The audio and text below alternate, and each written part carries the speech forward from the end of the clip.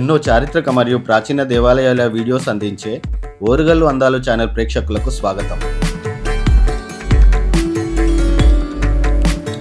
ఈరోజు మనం వరంగల్ జిల్లాలోని గొర్రకుంట గ్రామంలో గల కాకతీయులచే నిర్మించబడ్డ స్వయంభూ మల్లన్న స్వామి దేవాలయం అయిన కట్ట మల్లన్నను దర్శించుకుందాం.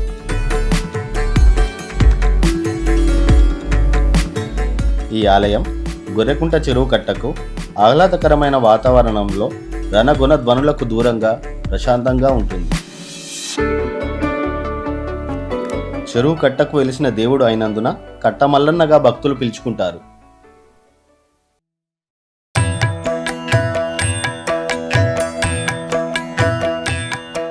వారిని మరీ లేపి మన పేరు గోత్రనామాలు చెప్పిండ్రు.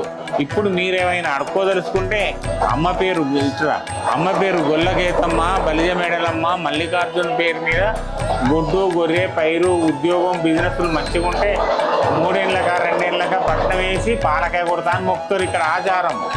మీకు పట్నాలు బోనాలు లేకుంటే పాలకాయ కొడతా స్వామి అని మీ కోరిక ఏందో మనసులు చెప్పుకొని కేతమ్మకు మేడలమ్మకు మల్లికార్జునికి అత్యంతలయ్యింది.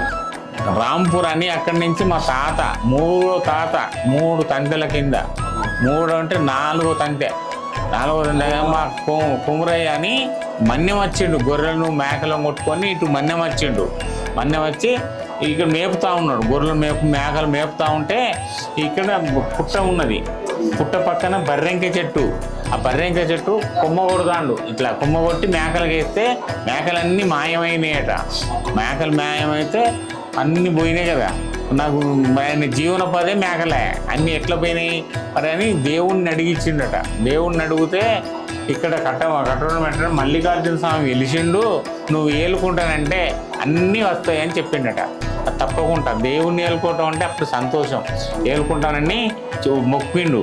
మొక్కితే మరి మరి దేవుడు కనబడతలేడు అంటే ఇక ఇంత పుట్ట ఉన్నది.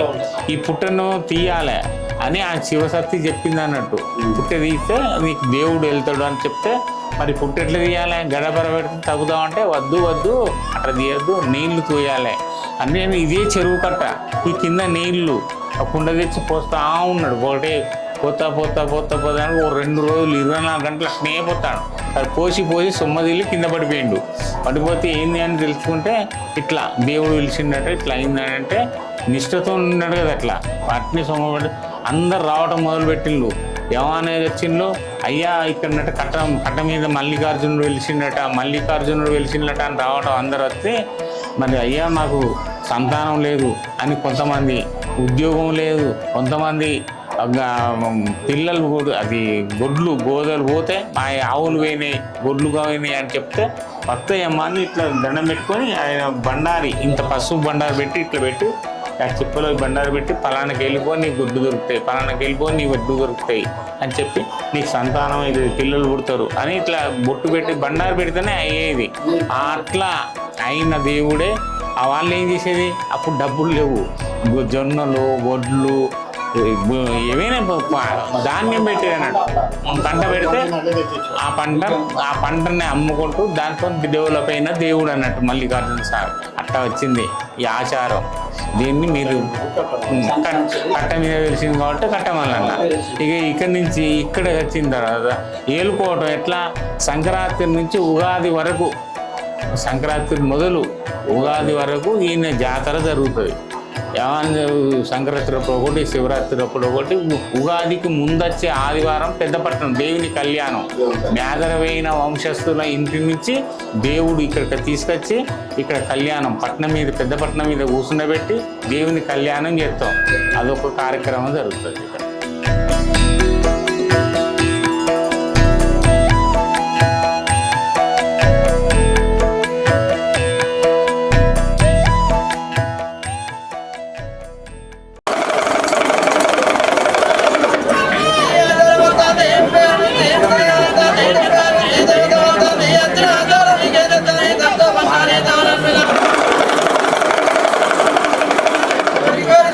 నీ గోర విశాలు మల్లయ్య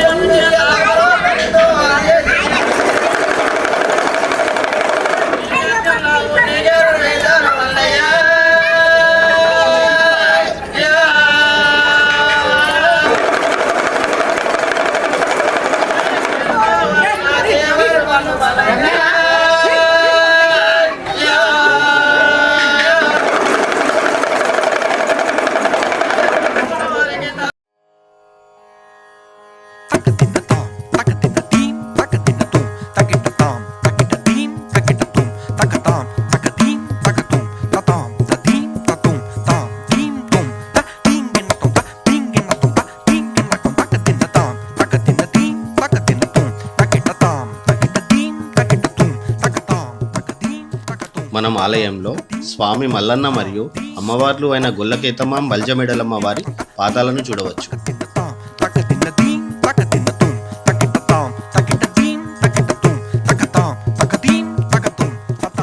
భక్తులు ఇక్కడ బోనాలు వండి పట్నాలు వేసి భండారితో స్వామివారి యొక్క మొక్కులు ప్రతి ఏటా చెల్లించుకుంటారు.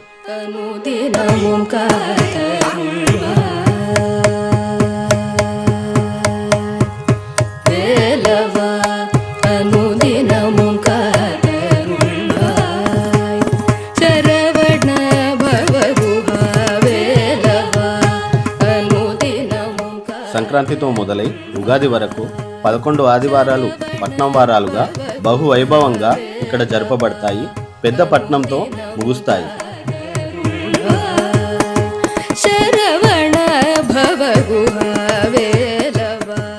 భక్తుల కొంగు బంగారమైన కట్ట మల్లన్నను భక్తులందరూ దర్శించుకొని ఆ స్వామివారి కృపకు పాత్రులు కాగలరని ప్రార్థిస్తున్నాం.